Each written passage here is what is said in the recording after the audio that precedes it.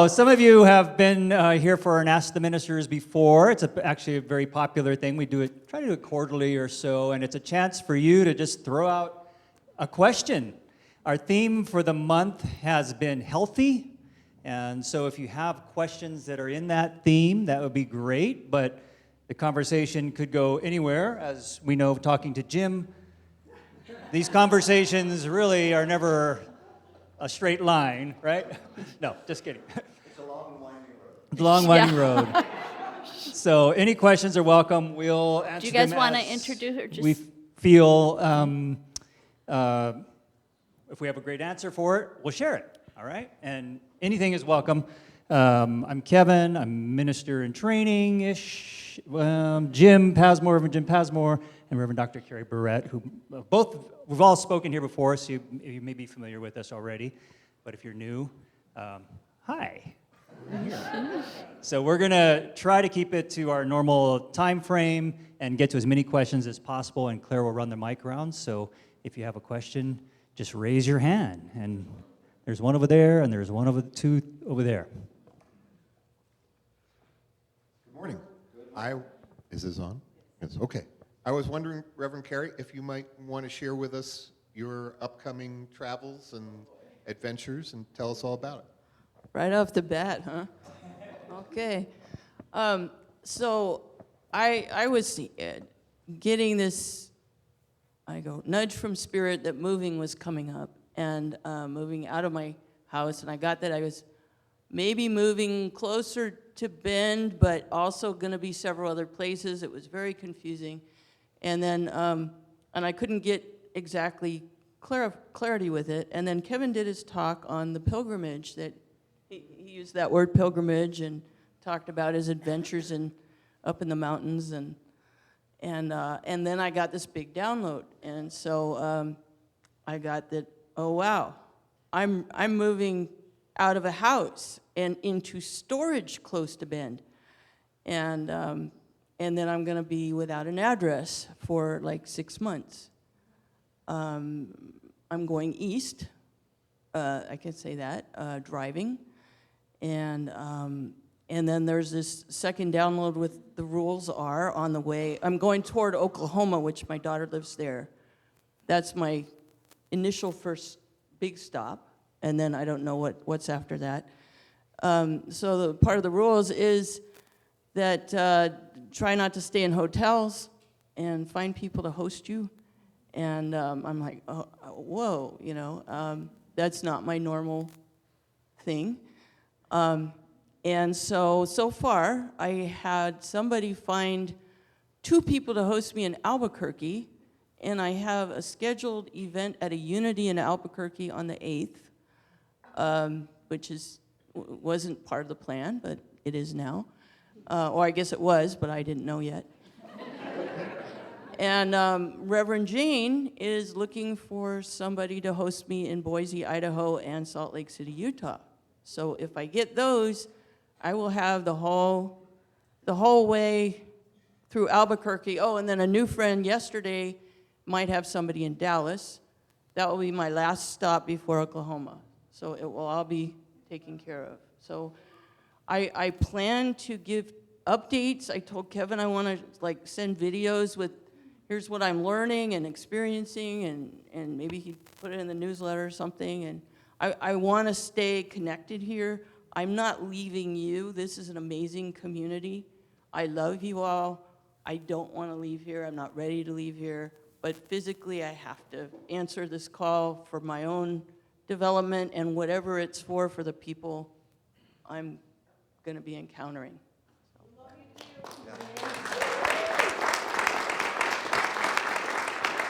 We'll all be with you in spirit.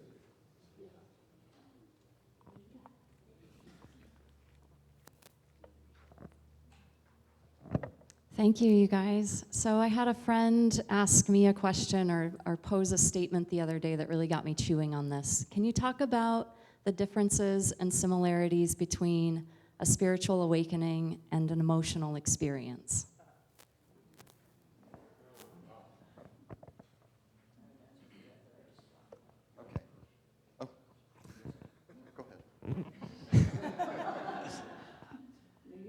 spiritual awakening versus an emotional experience, to me, I reflect back on my talk about being in the Andes of Peru and feeling like a near-death experience, which was emotional, and it left a lasting impression on how I want to live my life going forward.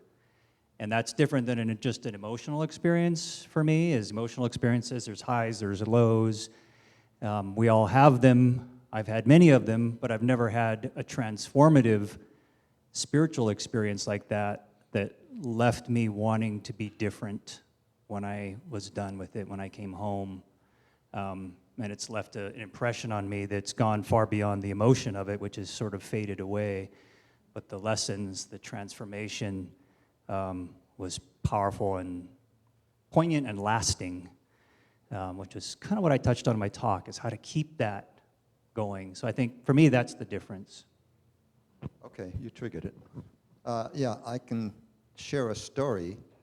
For me, emotional experience is like going into the forest and just being in my happy place, or riding my motorcycle and feeling the freedom of it.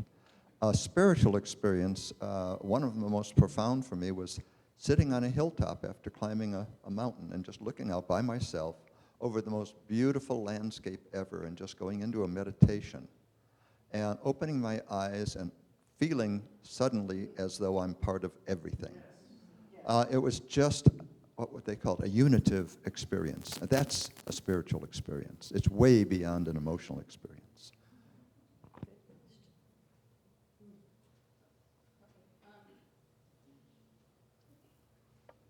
So I know my ways of staying grounded and in the joy, but I would love to hear yours, your tips for that as well, and if you can add a unity twist in there. Okay, yeah. Well, when I gave my talk last week on don't worry, be happy, you know, happiness to me is an experience that takes in everything you run into around yourself as you're going around the world, as you're going around your business. Joy is something deeper than that.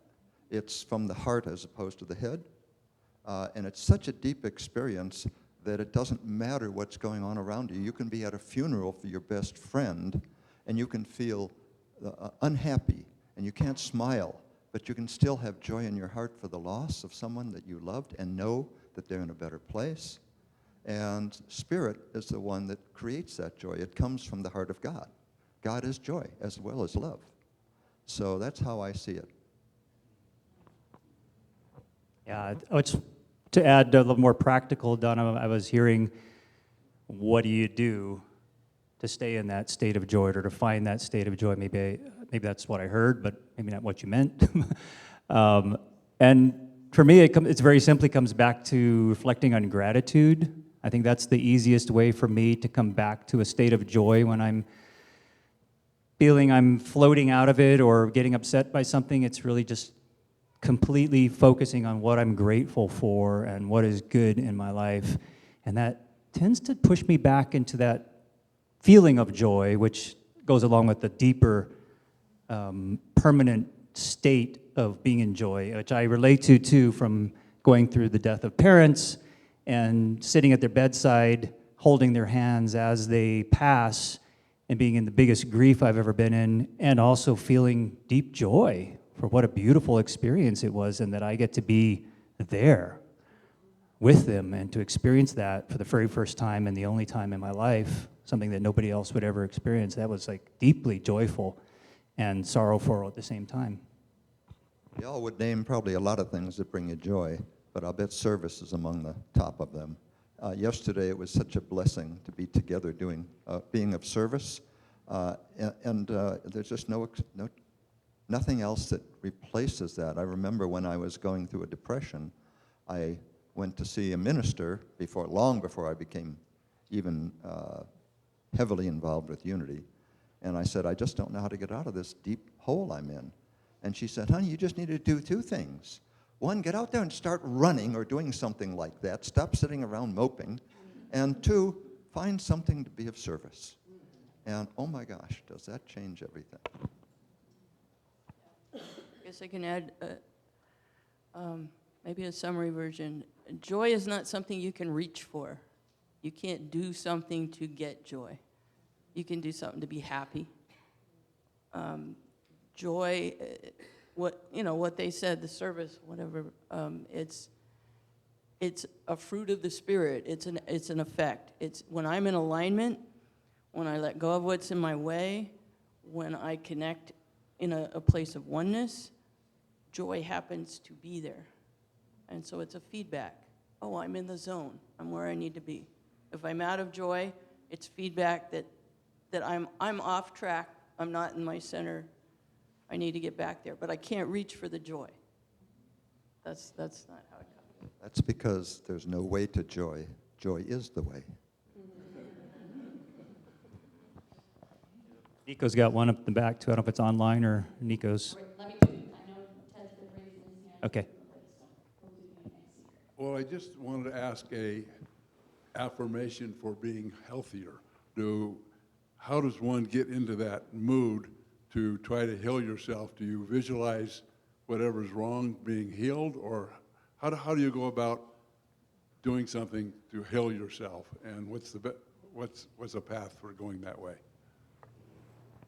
That's a great one. I know that Jim's got some wisdom on that one. He's one of the healthiest guys we know around here. But my path is exactly that. It's just the visualizing. I really do in meditation visualize each cell, try to visualize my cells in my body, each one just like a little happy face, like those little emojis, with little smiley faces. Those are my cells in my body, and each one's happy and, yeah, I'm doing great, which sounds kind of goofy, but it actually makes me feel better.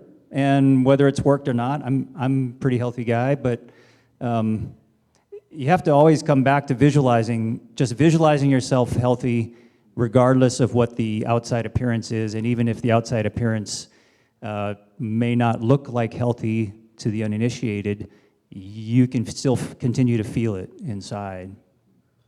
And that eventually manifests in one way or another.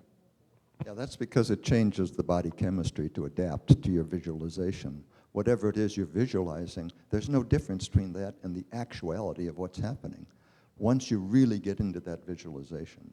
So definitely visualizing is one of the most powerful, along with so many unity affirmations. What's the name of the book by Myrtle Fillmore? It's Mother of Unity, I believe. And there's so many wonderful things in that book. If you never read any other book about healing, that one will take you there.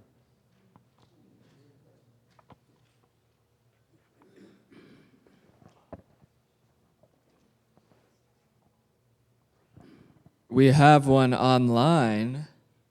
Would you please explain metaphysical malpractice, how to know when it's happening and what to do about it? Yeah. All right. Malpractice, metaphysical malpractice is when, let's say somebody says, I hurt myself, I'm not feeling well, I'm sick, this thing had to happen to me that is unfortunate, and then I say, oh, well, how did you cause that? That's metaphysical malpractice. What's wrong with you that made that happen? Because we don't know why things happen. There's a lot that I contribute to it from within, but we also live in a larger environment. There's a world going on. There's environmental conditions going on. There's genetic things. There's ancestral things. So to say, I know that you had a negative thought personally that generated this incident with your car or your body or your relationship, that's metaphysical malpractice. I have no business telling you that. I can help you to explore what you might have contributed to it, if you as you did, and what you're learning from it or what message it has for you. But I can't tell you what you did to make it that way. Yeah, there's also the subconscious. We all have subconscious beliefs, old tapes, whatever you want to call them, that we don't even know are there. And so if some of those manifest as a sickness or disease, how can you be held responsible for that and being told that, hey, your thoughts didn't manifest correctly, you shouldn't have had those thoughts?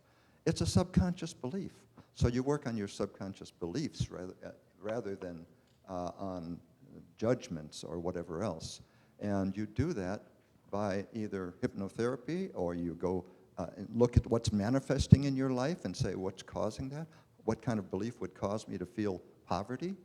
It's a lack consciousness or whatever else. So you start to evaluate what it is that's causing that, rather than feeling like you're a victim or somebody else is telling you that you shouldn't have had those thoughts.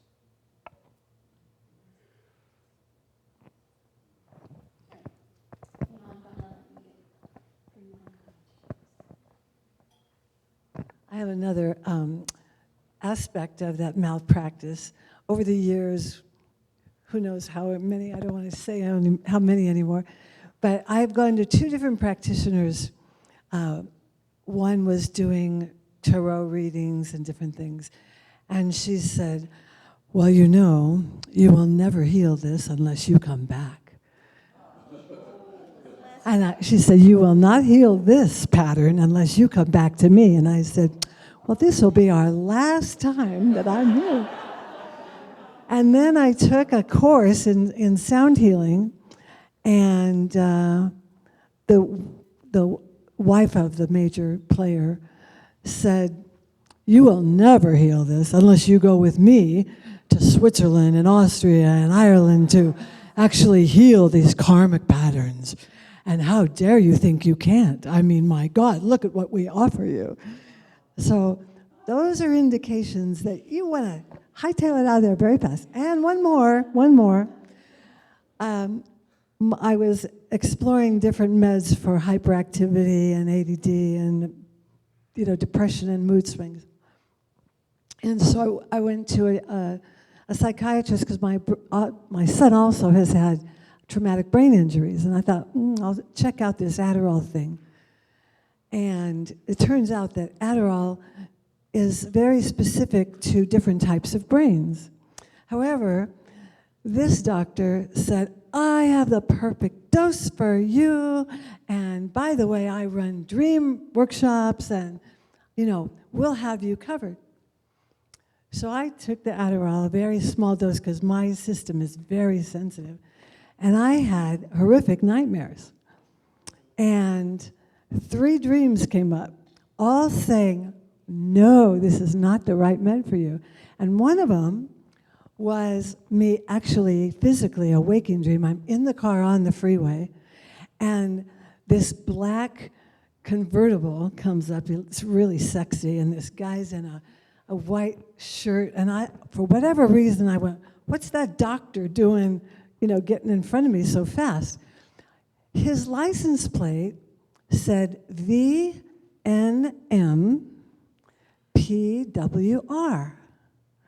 I said, Venom Power. That's very interesting. So that was a third of my waking and sleeping dreams. So I went back to the doctor, and I said, this is not the right medication for me at all. And he said, oh, and I told him I had 3 dreams, 2 sleeping and 1 waking. He goes, oh, no, you're wrong. You just need a higher dose. The good examples of metaphysical malpractice right there, right? Thank you, Donna. So what's your question?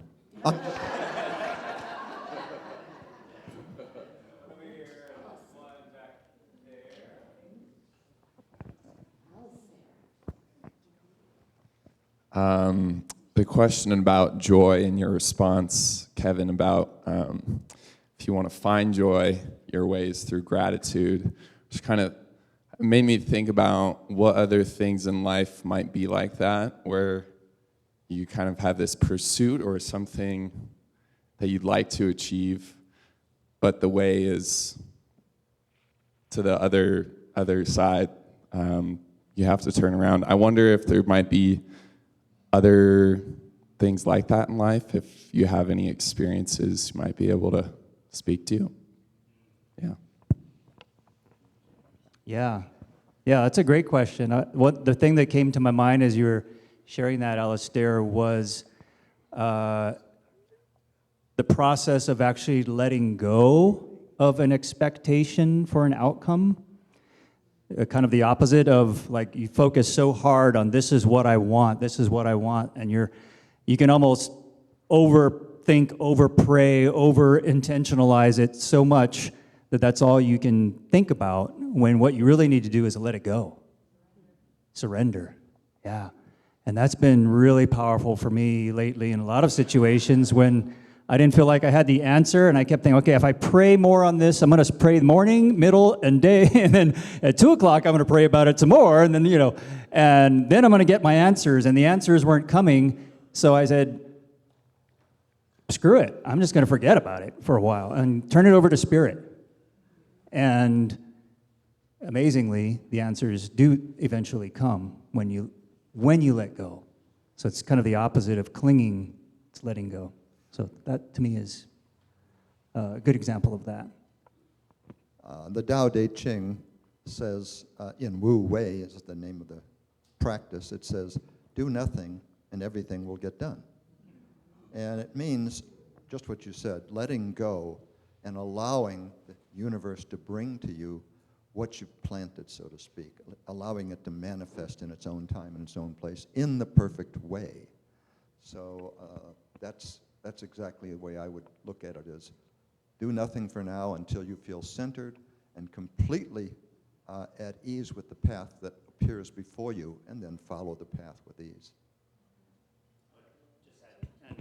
An attachment to an outcome.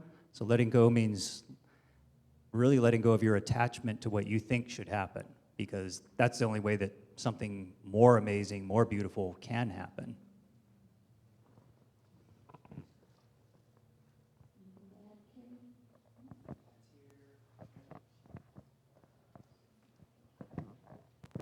Hello.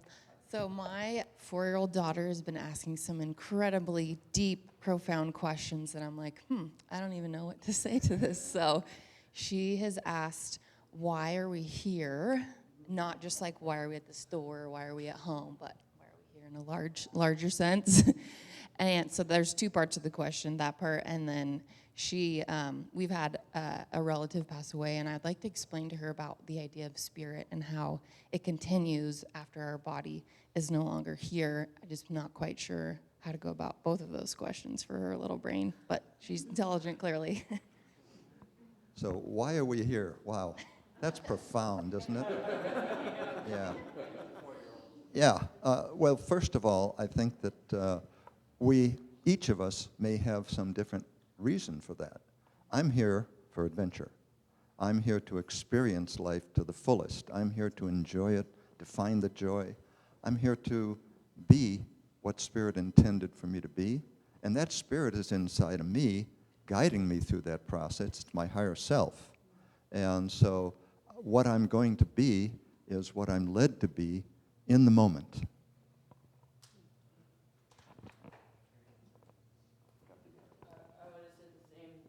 I would have said a similar thing to how he ended there, is why am I here? I'm here to be sitting in a chair talking to a group of people at this moment. And ask me 10 years ago, it would have been a very different answer. Ask me 10 years from now, it would be a very different answer. And everybody's answer to that question is going to depend on where they're at developmentally and in all kinds of ways. So there's got to be a 4-year-old answer in there. You're here to learn about you. I mean, that might be an answer in a deeper way. In a lot of spiritual practices, there is a belief, and a lot of people in unity also feel that our souls have a purpose and they manifest in bodies for us to work through that, whatever it is. When we potentially cycle through, sort of like in Buddhism. So that's what I think. When Jim said that was his purpose, it doesn't mean that's for everybody, and I think that's important, especially for a young person, to explain that he has their own very unique purpose that is different from everybody else, and it's important for them to follow that, because I think that's important to instill at a young age, because it took me a long time to figure that out, that my purpose was very different from everybody else's, and it didn't matter that it didn't align with somebody else's. And to understand that, I think, is a really powerful thing, especially starting young, that we have a divine purpose, and sometimes it's our job just to figure that out. And then when you get to be 60, you're like, oh, okay, my job is to keep trying to figure it out. Right. And you can try. But have fun along the way. And adventure is Jim's way of exploring, developing his purpose. It's different for everybody. But I think that concept sometimes is kind of good, because it does, even though it doesn't make sense, it makes sense that we have a soul, and we come in as bodies, and when the bodies are gone, which addresses the second part of that, the skull goes back, and it may start again to figure out, okay, I got this stuff right this time, but I still got to work on a few more things, so I'm going to try again and go back, show up as somebody else, right, and try it again until you get it right. And everything's energy. We're energy, and we're going to still be energy when we don't have a body. That doesn't change. Our consciousness will still be there when we don't have a body. That won't change. So it's just a change of state. It's going from a physical reality to a non-physical reality. And I don't know whether a 4-year-old gets that or not, but I think if you can find ways to bring that down to a really simple way of explaining that we're all energy and it'll never change. You'll always be energy, eternally.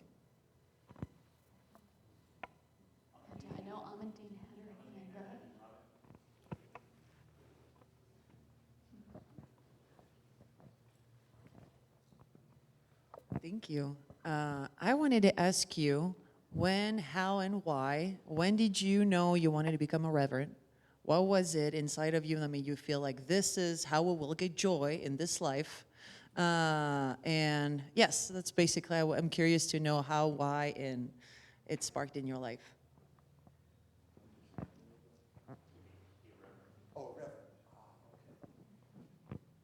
Yeah, for me it was, as I was saying, I went through a difficult divorce and went into a deep depression, and consulted with a Unity minister and found, oh my gosh, there are some answers, simple answers, like, get out there and run and do service. But then again, the next thing she said is, by the way, what are you doing next Sunday? We've got a group of youth and they need someone to tell them about leadership, and you're in management, you could do that, right? And all of a sudden, I was sucked into that. And after a few months, she said, you know what? You're studying Unity principles. You're really becoming knowledgeable. Why don't you start a study group? So we did. And after the study group, she said, you know what? You should be a minister. I'm going to go to Unity Village and tell them to make you a minister by exception. Well, that didn't work because I wasn't already a minister in another area, another religion. But eventually, I took the time to go through the process, and I was just led to it from a deep spot to a beautiful spot, and I think that sometimes the deepest holes we're in are the best things that ever happened to us in the long run. I could say for me, it's in some ways it's what I always was. I would play Sunday school and teach kids. When we missed church, it was a church that did communion, and so I made sure we did communion with the bread and the grape juice at the house. So it's kind of, for me, it's what I always was, but I grew up in religions that women couldn't do that. So it was not until I found a way that, oh, I can do that too, officially. And then I did. So. By the way, we're all ministers. Yeah, that's some good advice I heard too from one of my ministry school instructors, was that you're already a minister. We're just going to get you that little extra title to put on your name, whatever. And that's kind of the same as Jim, as I got involved in Unity 10 plus years ago, and with Reverend Jane, and she just kept asking me to do stuff. And I was just like, okay. And then she's like, you know what, you should go to ministry school. I think that would be, I'm like, okay. But it was a transition from my professional, I was sort of done with my professional life, and really didn't have anything to focus on. So it sort of gave me the opportunity to look at life a little differently, very, very differently. And it has been something that I've been just doing, but not really concerned with the title of reverend or minister, even though I've been studying for 6 years, doing the classes and such. But next June, I will actually be ordained as a minister. But I think, as Jim said, we're all can be and are ministers in whatever small or large circles. And I think that's really important for everybody here to remember, is that you have something in you that's a gift that you can minister to others, whether it's within your family, your social group, your friend group, or here, as you've seen speakers come up on our stage and share beautiful messages that aren't ministers, but they share a message that's, wow, profound and rich. And so I think the REV in front of your name is just icing on the cake. And the last thing I'll say about that is I was talking to one of my classmates, and we sort of said, the nice thing about the REV at the beginning is, well, for me, it matches my name. I can be Rev Kev, so that's kind of cool. It's catchy, right? But it does remind you to live into that role, right? Like, it doesn't change anything about how I'm showing up every day, but it does remind me that, yeah, I have something more I need to live into, to live up to show up a little better. And that's probably the most important thing. It's just for me to remind myself, show up a little better.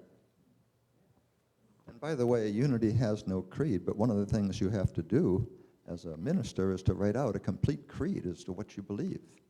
It may not ever be published, or it may not ever be part of the Unity operation, but it's something that really changes your life when you really have to stop and say, what is my true, full creed? No, go ahead. Ask somebody. Are we complete? One more right here. Very quick. Mine was with somebody else. Bring you a mic. So people online can hear you.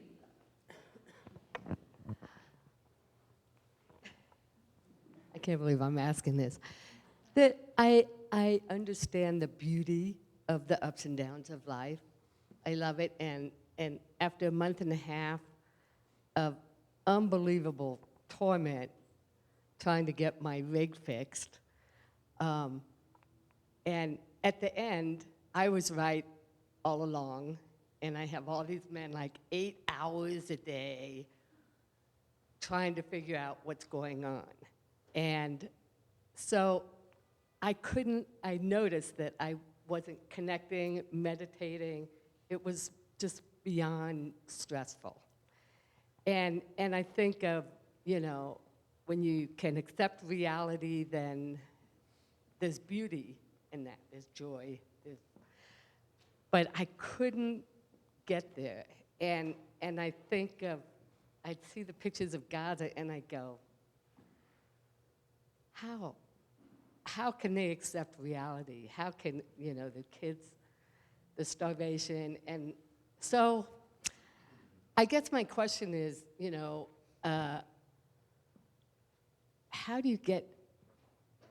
what do you do to get there? To be in the now, it's easy with beautiful scenery and blue skies and sun, but do you have something that can snap you out of? I mean, I knew I wasn't connecting. I knew, yeah. You kind of get that question. When the going's really, really tough, how do you even get your head out of the, back up? Well, some of the toughest times I've had in my life, when I look back on them, I say, well, they were the most transformative that I've ever had in my life. And of course, you're also talking about what's going on in the world around us, the news. I do keep up with the news, but I don't invest in it. I don't get attached to it. I want to know about it just to be aware and how can I do my part to help heal? And then I turn my focus to what's good in the world. Where are the beautiful spots in nature that I can go to? And I can just spend time there and go to my happy place. And when I'm there, there's nothing that bothers me. Then I think of the song that I always love, of Seeing the World from a Distance. From a Distance is the name of it, I think. And what does it look like? It's all harmony, and it's all beauty, and it's all green and blue, and it's oceans, and it's clouds, and it's wonder. And so you have to take a much more distant view, not right up close on what's in your face. You have to kind of back away from it and let go of it. And of course, prayer and meditation is a huge part of being able to do that. And it doesn't come at once. You keep working at it. You keep doing it. You keep meditating. You keep finding a way. I mean, Charles Fillmore spent 2 years trying to catch up with Myrtle Fillmore and learning to heal himself. And he did it every day. He'd sit for hours at a time. I'm going to make this happen. And he did eventually. But he had to kind of relax into it a little more.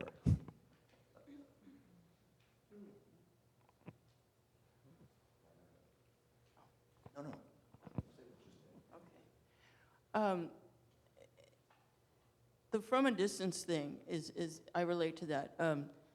We can look at it through a microscope or a telescope. And if I'm in a